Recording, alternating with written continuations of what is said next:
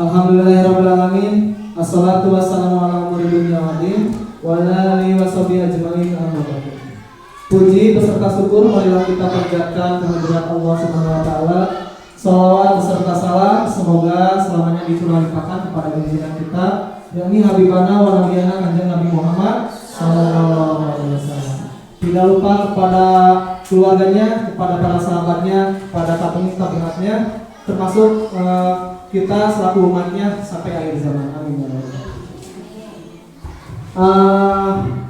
Sebelum kita memulai acara, baiknya kita buka acara ini dengan bacaan basmalah bersama-sama. Bismillahirrahmanirrahim.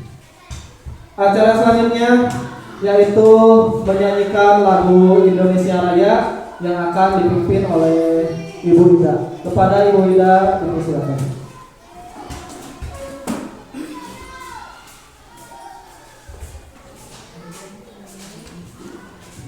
Hadirin dimohon berdiri. Hiduplah Indonesia Raya.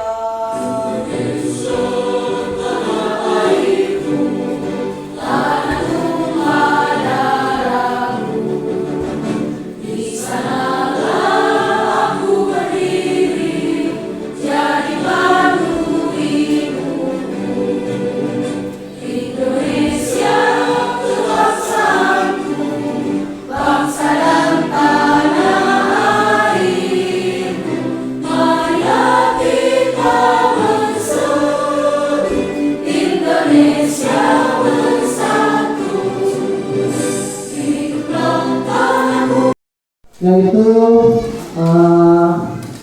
sambutan yang akan disampaikan oleh Ibu Kepala Sekolah. Kepada Ibu An Suryati, dipersilakan.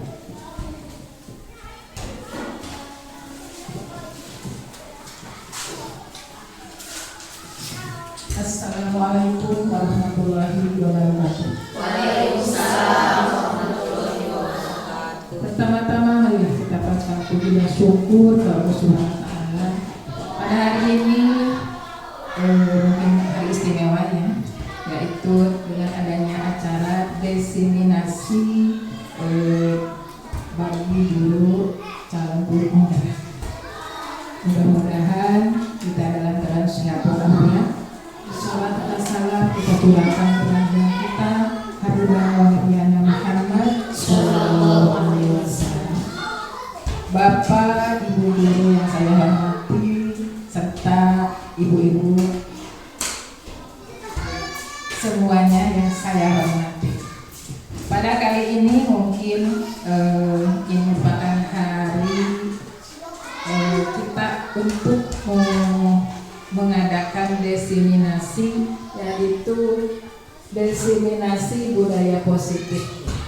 Untuk apa? Ini adalah salah satu tugas bagi seorang calon guru penggerak. Di sini alhamdulillah Pak Bu sudah ada satu orang sebagai guru penggerak, yaitu Bapak Roni Setiawan SPD MPD. Ini sudah lulusan, alhamdulillah. Sekarang mungkin ada satu lagi yang kemarin mendaftar, yaitu sebagai calon guru penggerak angkatan ke-8, yaitu Ibu Nina Ernawati SPD. Nah, untuk itu mari kita doakan ya Ibu Nina, semoga selalu menjalankan tugas-tugas sebagai calon guru penggerak. Mereka diberi kesehatan dan kemudahan dan kelancaran segalanya sampai dia tuntas untuk melaksanakan beberapa tugas dan sampai dia mengikuti ujian. Untuk itu, apa itu guru penggerak? Guru penggerak itu adalah untuk membimbing kita di SD atau dimanapun ya, supaya nanti ada salah satu contoh atau figur ya untuk memajukan SD di seluruh Indonesia. yang paling utamanya mungkin kita atau guru mengikuti calon guru penggerak itu sebagai syarat beliau untuk mengajukan sebagai kepala sekolah. Itu yang paling utama. Dia nanti mendapat sertifikat dan juga dia nanti bisa mengikuti tes kepala sekolah. Kalau dulu Bapak Ibu, waktu saya sebagai calon kepala sekolah, kalau dulu tidak ada istilah atau syarat guru penggerak. Karena kemajuan zaman sekarang harus ada atau punya sertifikat guru penggerak apabila beliau akan mengikuti calon kepala sekolah. Nah, ini mudah-mudahan di SD kita juga di dalam pembelajaran juga mungkin bisa atau mungkin mudah-mudahan bisa meningkat dengan adanya guru yang sudah mengikuti guru penggerak, baik di bidang pembelajaran apalagi di bidang penggunaan IT juga. Anak-anak misalkan dari tadinya belum bisa membuat apa itu istilah Canva. Sekarang anak-anak yang sudah misalkan kemarin tahun yang sudah keluar ya, itu sudah bisa mengoperasikan. Itu adalah hasil dari salah satunya adalah dari guru penggerak. Sekarang mungkin mudah-mudahan dengan adanya dua orang di sini, SD Mandala Mekar itu semakin melonjak lah, meningkat baik di bidang pendidikannya atau di bidang ekstrakurikulernya atau di bidang semuanya meningkat. Kita doakan saja kepada para guru penggerak ini mungkin mudah-mudahan diberi kelancaran semuanya segala tugas-tugasnya, dan kami mohon bantuannya kepada semua pihak supaya nanti dari kegiatan-kegiatan bisa lancar. Dan mohon maaf kepada semua guru, Bapak Ibu guru jadi harus ikut memberikan semangat kepada Bapak dan Ibu guru calon penggerak. Itu mungkin yang bisa sampaikan. Mohon maaf. Wassalamualaikum warahmatullahi wabarakatuh. Kepala sekolah yang telah memberikan sambutannya, semoga menjadi motivasi dan suntikan semangat supaya kedepannya lebih baik lagi. Acara selanjutnya yaitu doa. Marilah kita berdoa kepada Allah Subhanahu Wa Taala. Semoga acara ini diberikan kelancaran. Bismillahirrahmanirrahim.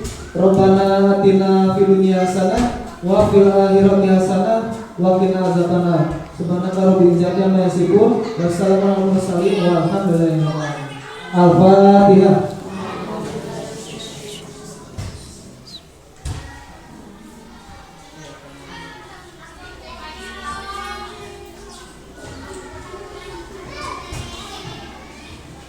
Acara selanjutnya yaitu acara inti pemaparan materi diseminasi budaya positif yang akan dipaparkan oleh Ibu Guru Hebat, Ibu Rena Ernawati, dipersilakan. Bismillahirrahmanirrahim. Assalamualaikum warahmatullahi wabarakatuh. Terima kasih kepada Bapak pembawa acara. Yang kedua, terima kasih juga kepada Ibu Kepala Sekolah SDN Mandala Mekar, Ibu Aan Suryati SPD, juga kepada staf dan guru-guru SDN Mandala Mekar. Saya berdiri di sini bukan ingin menggurui, karena mungkin kita semua tidak ada yang sempurna. Saya banyak kekurangan, juga ibu-ibu mungkin bapak-bapak banyak kelebihannya dari saya. Kita saling sharing saja ya di sini tempatnya. Sebelum kita mulai acara diseminasi budaya positif, marilah kita berdiri bersama-sama. Sekarang kan cuacanya dingin. Mari kita goyang sedikit tangannya. Siap ya. Lihat contoh ke depan. Buka tutup. Dua, tangannya dua-duanya.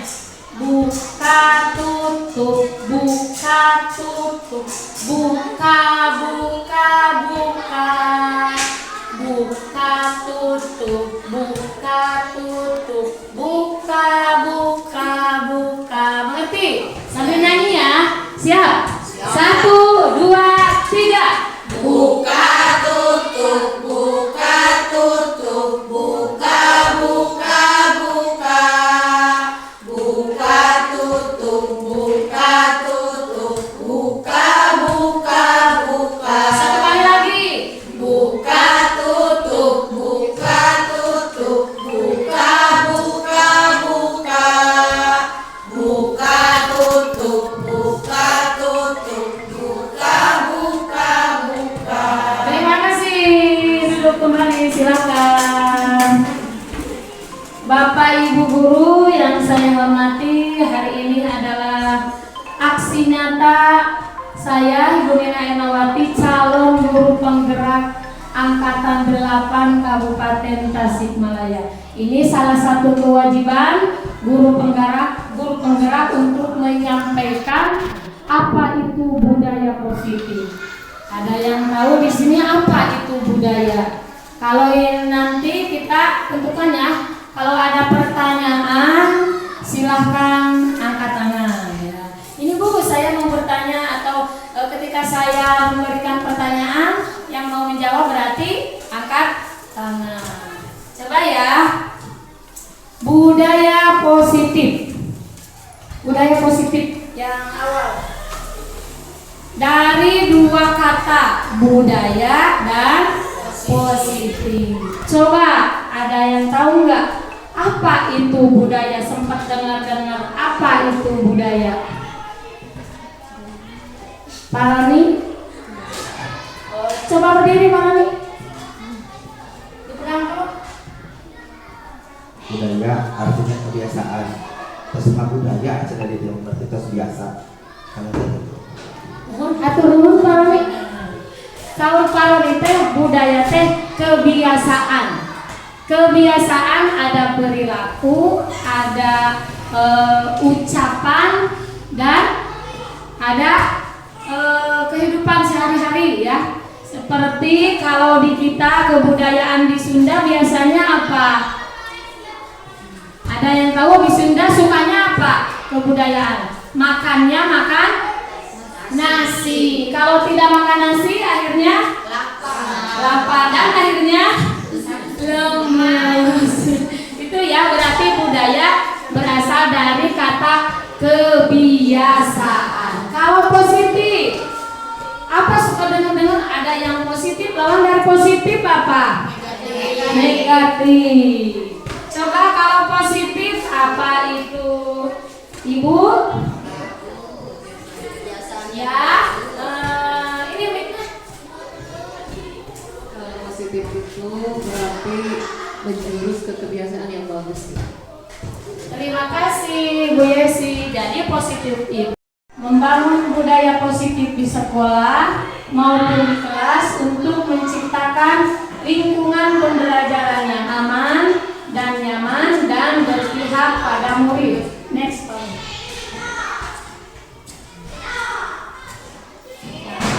Budaya positif adalah kebiasaan-kebiasaan meliputi perilaku, tutur bahasa, maupun suatu korelasi yang baik di lingkungan sekolah sehingga menciptakan suasana yang harmonis, aman dan nyaman, juga menyenangkan bagi murid serta memberi ruang kesempatan dan kebebasan untuk berproses dalam belajar. Artinya budaya positif itu bukan untuk siswa saja, tetapi juga untuk Bapak Ibu guru, kemudian Ibu guru ke siswa, kemudian siswa dengan siswa. Jadi nantinya ada korelasi atau hubungan yang baik satu sama lain sehingga anak bisa bersemangat untuk pergi belajar ke sekolah. Beda lagi kalau anak tidak ada hubungan baik dengan guru ya. Ke sekolah saja tidak mau. Nah, kamu kenapa hari ini tidak mau ke sekolah?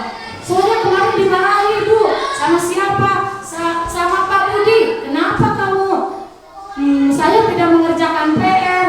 Saya disuruh lari-lari di lapangan. Kan kalau ada hukuman itu anak-anak membuat jerah.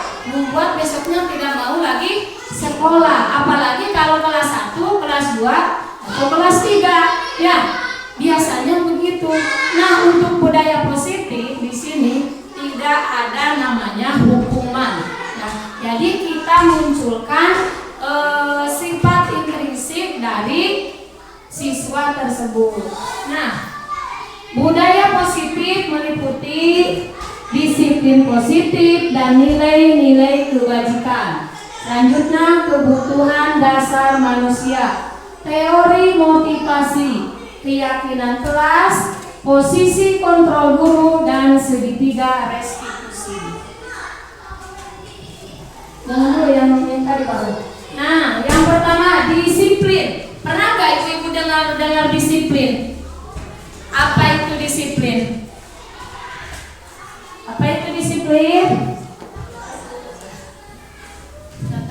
Seragam harus rapi, Ya,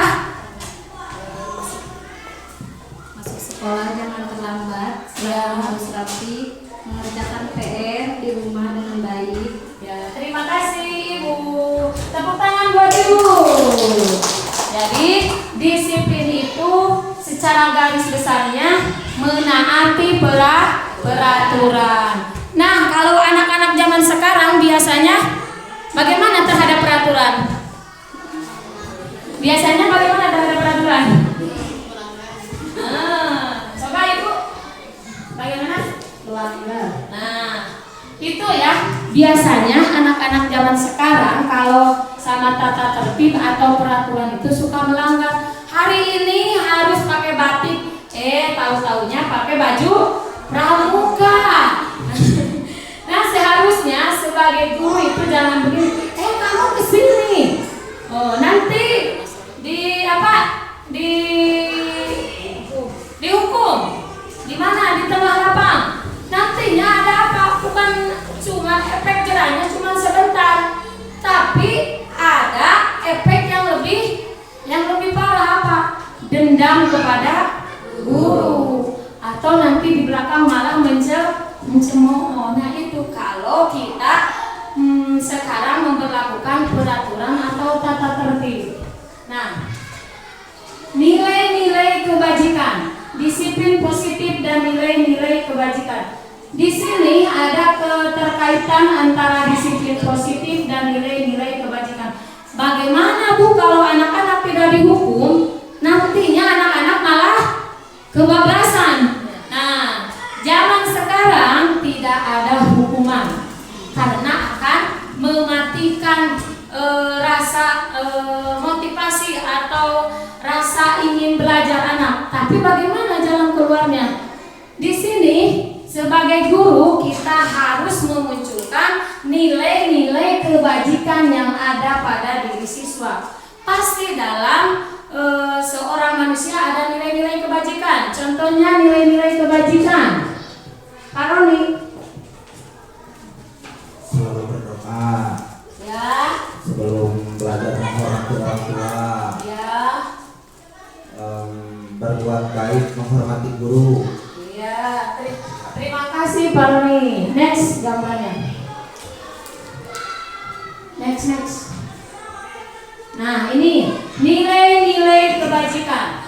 Keadilan, keselamatan, tanggung jawab, kejujuran, rasa syukur, berprinsip, integritas, kasih sayang, rajin, berkomitmen, percaya diri, kesabaran, keamanan, menghargai dan menghormati. Ibu, bagaimana caranya menumbuhkan sifat-sifat atau nilai-nilai kebajikan pada siswa? Bapak Ibu yang saya hormati, tidak semudah membalikan tangan untuk memunculkan nilai-nilai kebajikan.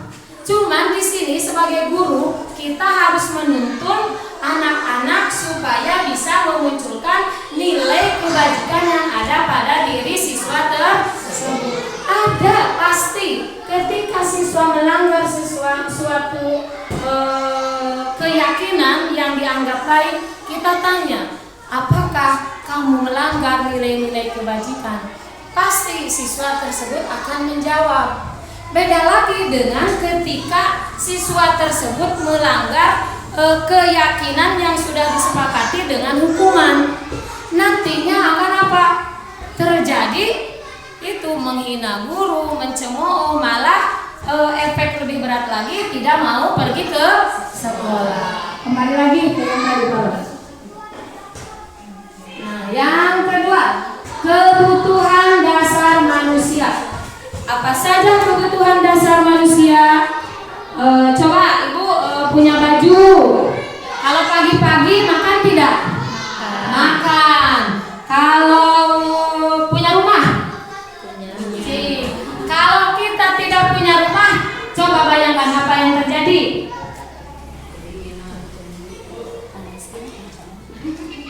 Kepanasan, kehujanan.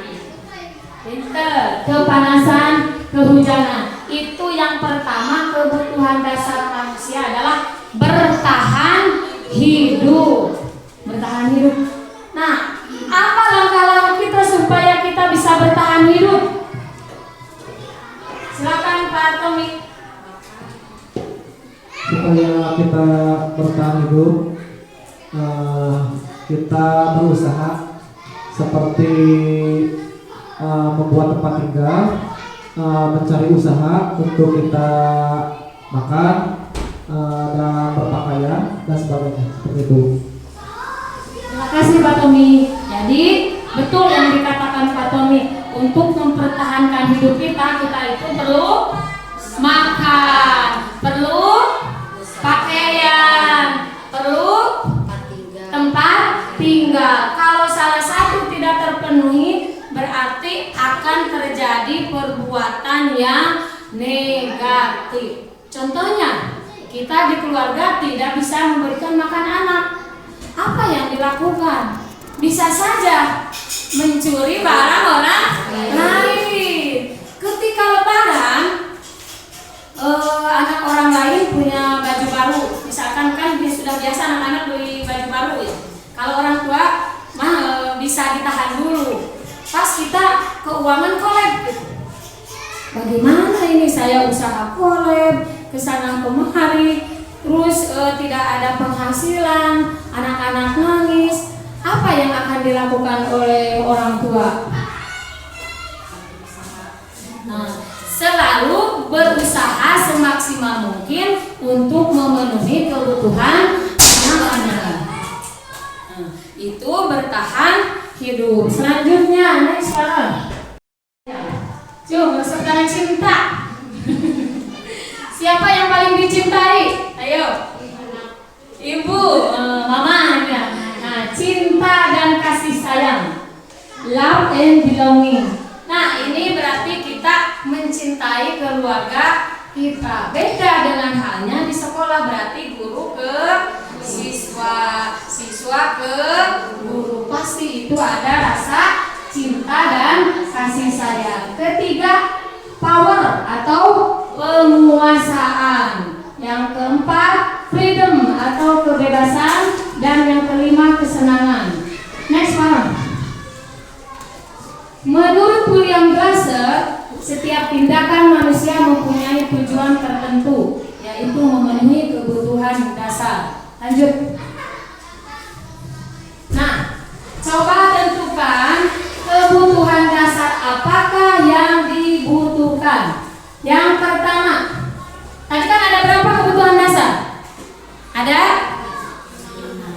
5. Yang pertama, bertahan hidup. Yang kedua, cinta dan kasih sayang. Yang ketiga, kebebasan. Yang keempat, penguasaan. Yang kelima, kesenangan. Coba kita masukkan ke kebutuhan dasar manusia. Setiap hari Minggu, Pak Bakri pergi ke pasar untuk berjualan sayuran. Ini termasuk kebutuhan dasar yang mana? Yang pertama, yang kedua, yang ketiga, yang keempat, yang kelima. Yang ke-1. Ya, alasannya Ibu. Pak Bakri menjual sayuran itu berarti mencari nafkah, seperti itu. Ya. Terima kasih, tepuk tangan. Terima kasih. Jadi nomor 1 itu termasuk ke kebutuhan dasar untuk bertahan hidup. Siap. Yang kedua, setiap akhir pekan Ibu Rani beserta keluarga pergi bersama menikmati indahnya alam ataupun sekedar makan bersama di rumah saudara. Coba ini masuk ke kebutuhan dasar yang mana? Iya. Keberapa Ibu? Kelima. Ya, alasannya Karena di dalam setiap keluarga itu butuh kesenangan. Iya. Salah satunya makan bersama keluarga. Iya. Itu salah satu contoh. Tepuk tangan, terima kasih Ibu. Selanjutnya nomor 3, Doni merebut bekal temannya karena ia tidak membawa bekal. Kemudian temannya melapor kepada wali kelasnya. Yang orang lain mah bawa bekal, kenapa dia tidak dibekali oleh mamanya dari rumah? Nah, dia kan marah orang lain bawa, di kelas ini tidak. Jadi yang punya temannya diambil. Coba ini kebutuhan dasar yang mana? Coba ini kebutuhan dasar yang mana?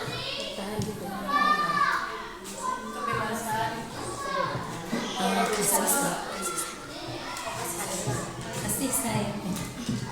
Cinta dan kasih sayang. Ya, cinta dan kasih sayang. Alasannya karena dia tidak diperhatikan oleh ibunya. Jadi nanti ibu gurunya memanggil orang tuanya. Kenapa anak ini bisa mengganggu temannya yang lain? Ya, termasuk gak? Ya nanti ketika orangnya dikasih tahu, next time ibu dan bapaknya akan memperhatikan bahwa misalkan ke sekolah harus membawa bekal. Untuk selanjutnya, nomor 4, Arya dipanggil gurunya untuk menggantikan temannya yang sakit untuk mewakili lomba pidato tingkat kecamatan. 2 minggu lamanya Arya dilatih oleh wali kelasnya dan akhirnya ia mendapatkan juara 1. Nah, setelah kejadian itu, sikap Arya menjadi percaya diri di setiap pembelajaran ataupun kegiatan yang berkaitan dengan penampilan diri. Nah, yang ini termasuk kebutuhan dasar yang mana?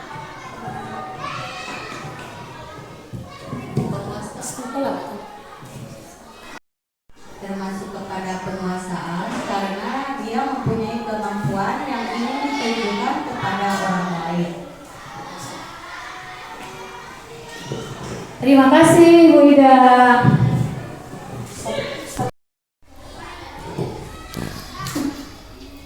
Yang ketiga, teori motivasi.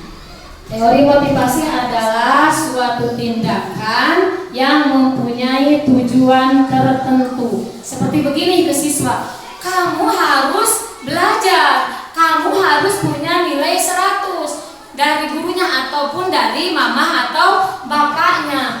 Balas kusieun, murang kali diajar sawengi.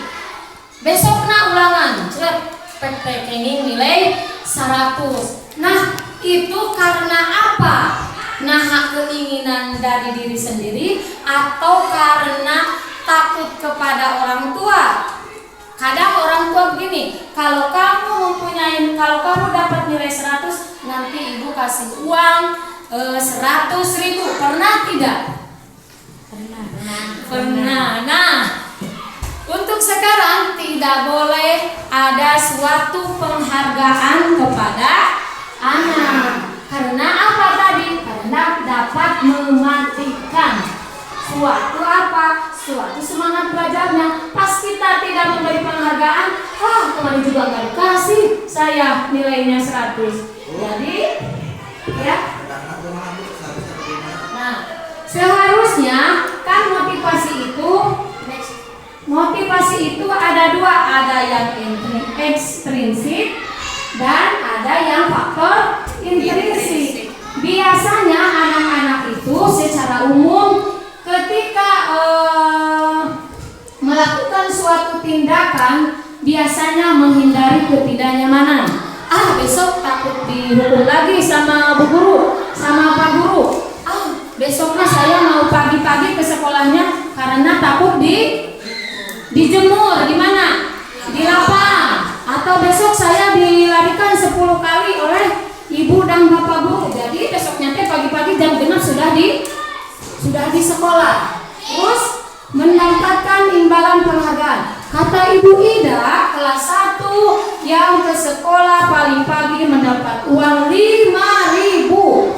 Besoknya semua pukul 6 sudah ada di sekolah. Padahal itu tidak boleh karena dapat mematikan keinginan dari dalam diri siswa. Bagaimana jalan keluarnya? Sebagai guru, kita harus memunculkan apa yang ada dalam diri siswa. Jadikanlah anak tersebut untuk menghargai diri sendiri dengan nilai-nilai yang mereka percayai. Seperti apa? Saya besok mau ke sekolah pagi-pagi, bukan karena dihukum, bukan karena dikasih uang sama ibu guru, tapi saya mau dengan niat sendiri bahwa saya tidak boleh kesiangan. Nah, itu faktor intrinsik yang sekarang harus bisa ditumbuhkan oleh seorang guru. Karena kebanyakan siswa melakukan tindakan dengan faktor ekstrinsi. Selanjutnya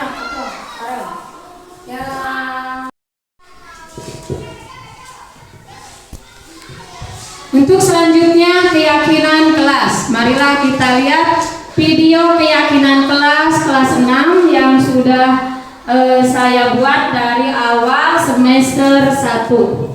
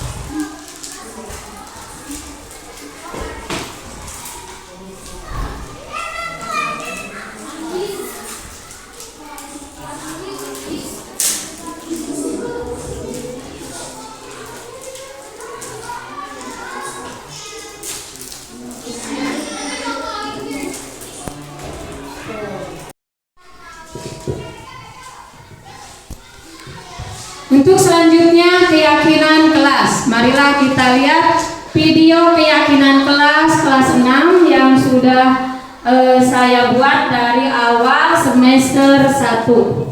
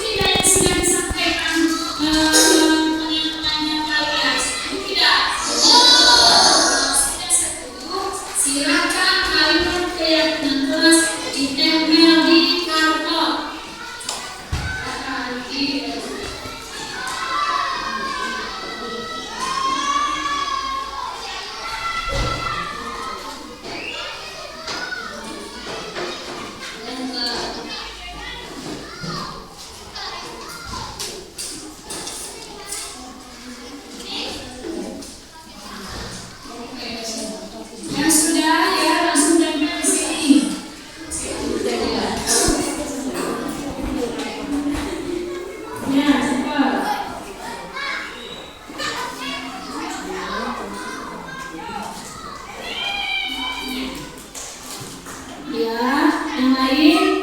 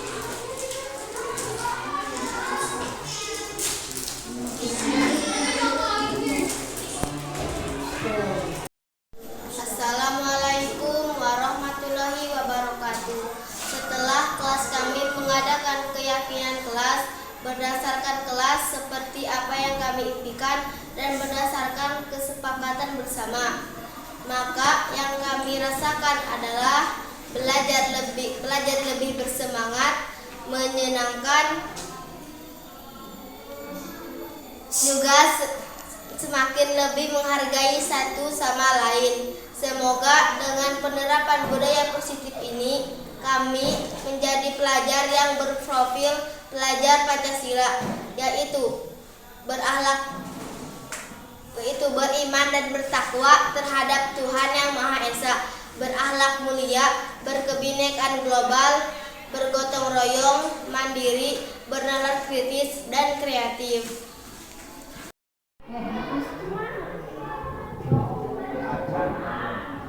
Nah, itu Bapak Ibu Guru keyakinan kelas yang sudah saya buat dengan kelas 6. Bagaimana komentarnya Bapak Roni Setiawan? Iya, sangat setuju dengan budaya positif yang cara membuat keyakinan kelas. Jadi anak-anak diberikan kesempatan untuk menyampaikan keinginannya atau keyakinannya, kesepakatan kelasnya mau seperti apa. Nah, ini sangat bagus, Bu. Terima kasih Pak Roni. Untuk selanjutnya, posisi kontrol guru. Nah, apa itu kontrol? Kontrol itu sebagai pengendalian diri. Posisi kontrol guru. Posisi kontrol guru itu ada 5. Yang pertama sebagai penghukum. Nah, ini yang pertama sebagai penghukum, yang kedua pembuat rasa bersalah, yang ketiga teman, yang keempat pemantau, dan yang kelima manajer. Nah, Bapak Ibu guru semuanya, kita merefleksikan diri. Kita itu sebagai guru, kita kontrolnya di mana terhadap murid? Apakah kita di penghukum, atau di pembuat rasa bersalah, atau sebagai teman, sebagai pemantau, atau sebagai manajer? Kalau sebagai penghukum dan membuat rasa bersalah, itu dampaknya negatif. Efeknya anak-anak ketika melakukan kesalahan, anak-anak dihukum, nantinya efek negatifnya tidak akan masuk sekolah lagi. Nah itu yang kedua. Yang ketiga dan keempat, teman dan memantau. Ini efeknya apa? Ngelunjak. Karena terlalu dekat hubungannya dengan guru. Makanya antara guru dan murid harus ada hubungan yang serasi. Tapi yang mana yang lebih bagus? Yang harus dilakukan antara guru dengan murid. Nah yang terakhir ini, di posisi manajer. Ketika anak melakukan kesalahan, apa yang dilakukan oleh guru? Tanya dulu, apakah kamu kesalahan ini, apa alasannya? Contohnya, ada seorang anak kesiangan, jangan langsung dipanggil. Hei kamu kesini, kenapa kamu kesiangan? Ayo kamu ke lapang, berkeliling 10 putaran. Nantinya efeknya apa? Coba tanyakan dulu, kenapa dia kesiangan? Atau ada apa di rumah? Kenapa dia bisa kesiangan? Kalau langsung diberi hukuman tanpa mendengarkan alasan, apa nanti efeknya? Akan tidak mau sekolah. Ketika kita menjalankan posisi manajer, tanyakan dulu alasannya. Apakah orang tuanya sakit? Ya? Apakah di rumahnya tidak ada mamanya? Atau bapaknya sibuk kemana? Ke ladang. Jadi kita tanyakan dulu apakah yang dia lakukan itu sesuai dengan keyakinan kelas yang telah dibuat. Kalau sudah ditanyakan, kemudian kita dengar dulu alasannya apa. Jadi kita memberikan ruang kepada anak untuk menyadari kesalahannya dan untuk memperbaiki kesalahannya tersebut oleh dirinya sendiri. Contohnya, saya mabuk, ya kesiangan bu, kesalahan saya. Besok mas saya ke orang tua suruh dibangunkan pagi-pagi supaya tidak kesiangan. Kita tanya dulu ke anaknya, jangan langsung memberi hukuman atau konsekuensi, karena sekarang tidak boleh seorang guru memberikan hukuman karena efeknya berdampak negatif. Nah ini segitiga restitusi adalah tahapan tindakan yang dilakukan guru untuk menciptakan kondisi murid untuk memperbaiki kesalahan mereka sehingga mereka bisa kembali kepada kelompoknya dengan karakter yang lebih bagus. Kalau kita sebagai guru berdiri sebagai penghukum, ketika anak kita hukum, nanti kembali ke kelompoknya akan dihina. Kamu tadi dihukum oleh guru. Kemudian nantinya efeknya apa? Hatinya menjadi ciut. Sebab kenapa? Oleh temannya diolok. Beda lagi di posisi manajer. Kita tanyakan dulu kesalahannya apa, terus apa yang akan kamu perbaiki atas kesalahan tersebut. Next. Nah ini langkah-langkah segitiga restitusi. 1. Menstabilkan identitas. 2. Validasi tindakan yang salah. 3. Menanyakan keyakinan kelas. Jadi dipanggil dulu anaknya. Misalkan, Siti, kenapa kamu nangis? Atau Siti, kenapa kamu tidak mengerjakan PR? Dengerin dulu alasan yang diutarakan oleh siswa. Yang kedua, validasi tindakan yang salah. Contohnya, Susi, apakah kamu tidak mengerjakan PR itu perbuatan yang benar? Coba kamu renungkan. Dengerin dulu apa kata yang disampaikan oleh siswa. Kemudian kalau siswa, oh bu itu suatu kesalahan. Terus tanyakan keyakinan kelas yang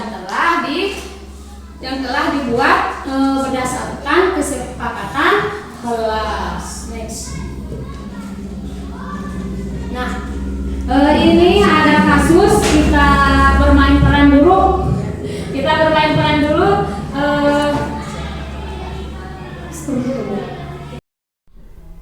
Mari kita praktekkan segitiga restitusi. Silakan Pak Tom untuk membacakan kasusnya.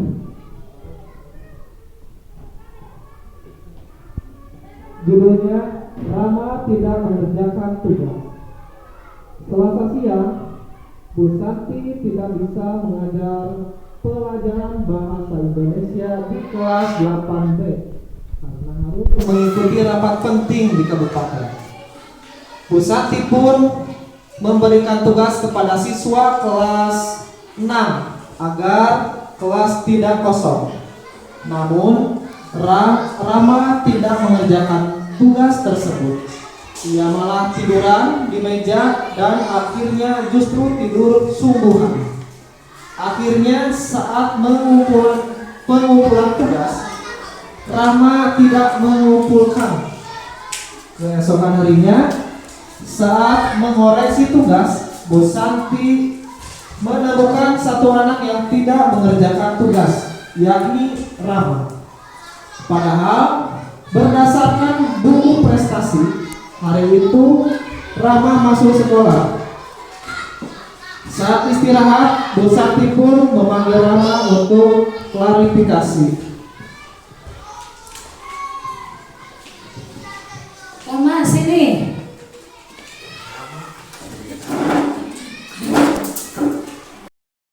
Selamat pagi Bu Santi. Selamat pagi Rama, ayo silakan duduk. Ya, Bu. Kamu tahu mengapa dipanggil ibu ke sini sekarang? Mungkin berkaitan dengan tugas saya. Ya, benar. Tapi kamu kemarin masuk kan? Masuk, ya, tapi saya tidak membuat tugas. Nah, Rama, semua orang pernah melakukan kesalahan, termasuk ibu. Namun setiap tindakan kita pasti ada alasannya. Kira-kira mengapa kamu tidak mengumpulkan tugas, Rama? Apa itu? Saya begadang semalaman main game. Kamu masih ingat gak keyakinan kelas kita, Rama? Ya, ingat Bu. Kalau masih ingat, kira-kira yang kamu lakukan itu sesuai dengan keyakinan kelas tidak? Ya, sesuai. Tidak sesuai mengerjakan itu. Ya itu ya. Masih ingat, kira-kira yang kamu lakukan itu sesuai tidak dengan keyakinan kelas? Tidak Bu. Keyakinan kelas yang mana, Rama? Saya tidak bertanggung jawab terhadap tugas yang diberikan. Nah, juga kamu sudah tahu kalau kamu melanggar keyakinan kelas. Apa kamu punya solusi terhadap kesalahanmu, Rama? Yang pertama, saya minta maaf Ibu karena tidak membuat tugas. Tentunya saya tidak akan tidur lagi malam-malam Bu, dan juga akan mengerjakan semua tugas dan mengumpulkannya besok. Baik, Rama, saya apresiasi tanggung jawabmu. Kalau kamu boleh kembali istirahat. Terima kasih Ibu. Terima kasih, Rama. Jangan lupa kerjakan PR ya. Ya.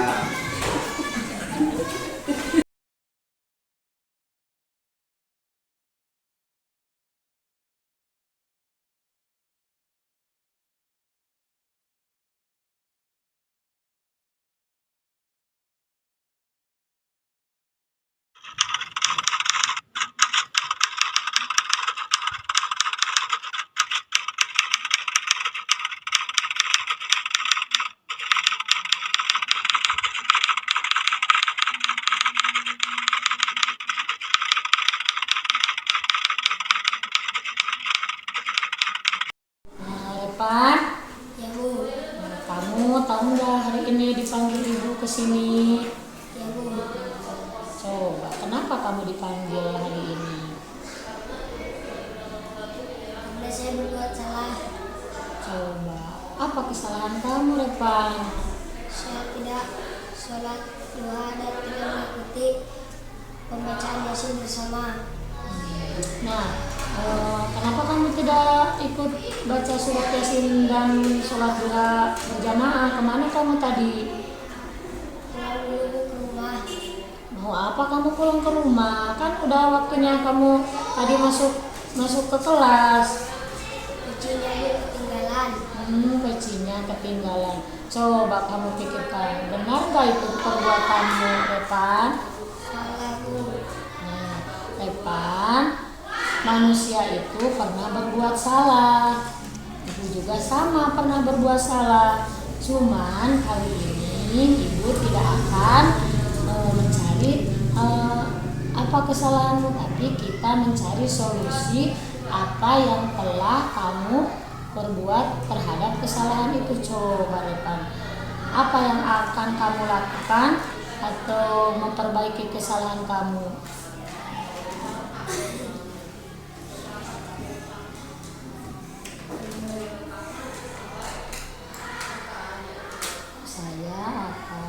Saya akan menyiapkan peci sebelum sekolah. Aku ulangi, Saya akan menyiapkan peci sebelum sekolah supaya tidak ketinggalan lagi. Nah, coba melanggar tidak terhadap keyakinan kelas yang telah kita buat, Repan? Melanggar. Coba yang Repan ingat keyakinan kelas yang telah dibuat apa? Mempersiapkan peralatan sekolah sebelum masuk sekolah. Datang tepat waktu. Ulangi, datang tepat waktu. Nah, Repan, kan ada keyakinan kelas datang tepat waktu. Kamu tadi kesiangan. Nah, setelah kamu tadi untuk menyiapkan peci, maka dari mulai kapan kamu akan memperbaiki kesalahan kamu, Repan? Dari sekarang. Ya, bagus, Repan. Mudah-mudahan kamu bisa istiqomah dan kamu bisa ikut lagi kegiatan sholat duha dan pembacaan surat Yasin. Terima kasih, Repan. Sama-sama, Bu.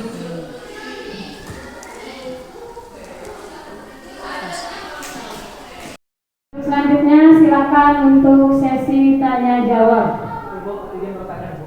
Ya, Pak Tom, silakan.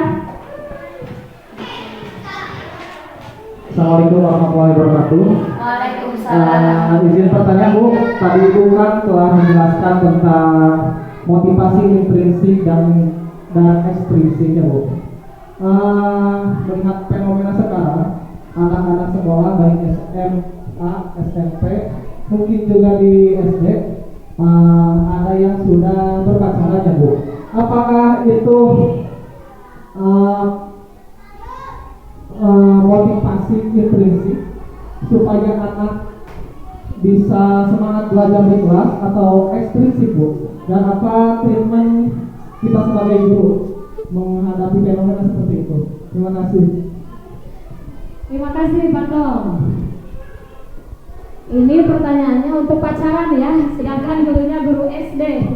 Pertanyaannya, apakah pacaran itu termasuk motivasi ekstrinsik atau intrinsik terhadap pembelajaran atau semangat belajar atau budaya positif? Menurut saya, kalau kita pacaran itu merupakan motivasi ekstrinsik karena ada faktor lain. Nah, besok mau ketemu dengan pacar saya.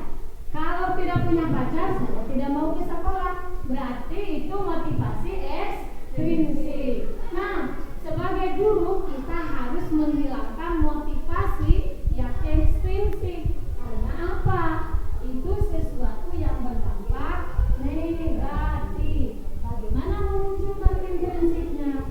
Padahal kalau kita memunculkan intrinsik di masa-masa SMP, masa-masa SMA, itu sebetulnya sangat sulit sekali kalau untuk masa-masa pacaran. Bagaimana menyembuhkannya? Coba ada yang bisa motivasi intrinsik pada masa-masa puber.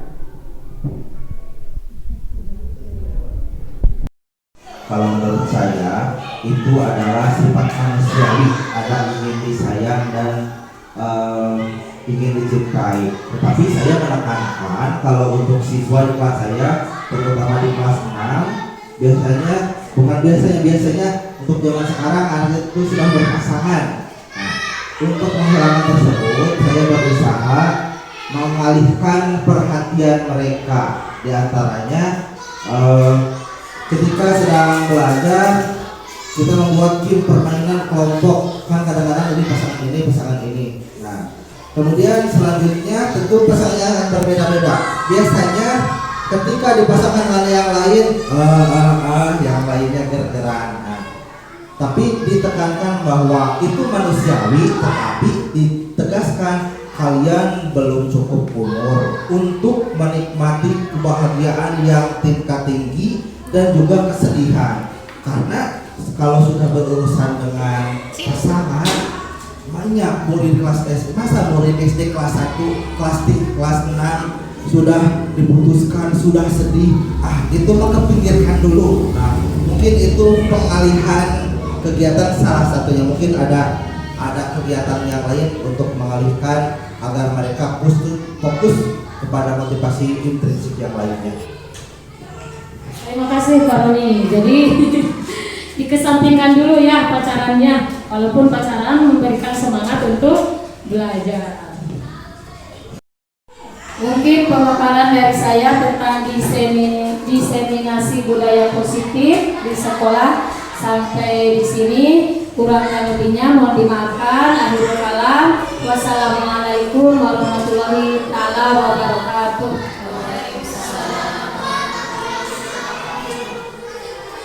Assalamualaikum warahmatullahi wabarakatuh. Nama saya Pani Kurnia. Alhamdulillah setelah saya mengikuti diseminasi budaya positif, saya menjadi paham apa yang seharusnya saya lakukan sebagai guru. Siapapun, baik guru ataupun orang tua murid, bisa menyelesaikan masalah dengan menggunakan segitiga restitusi. Terima kasih kepada Ibu Erna yang telah menyampaikan diseminasi budaya positif. Semangat atas perubahan pendidikan budaya. Wassalamualaikum warahmatullahi wabarakatuh. Acara dari awal sampai akhir telah selesai. Saya ucapkan terima kasih kepada Ibu Rina yang telah memaparkan materi diseminasi budaya positif bagi kita semua. Mudah-mudahan menjadi ladang amal bagi Ibu Rina. Dan juga kita dapat mengaplikasikannya di kehidupan kita sehari-hari. Sekian, mari kita tutup dengan bacaan hamdalah bersama-sama. Alhamdulillahirabbil alamin. Assalamualaikum warahmatullahi wabarakatuh.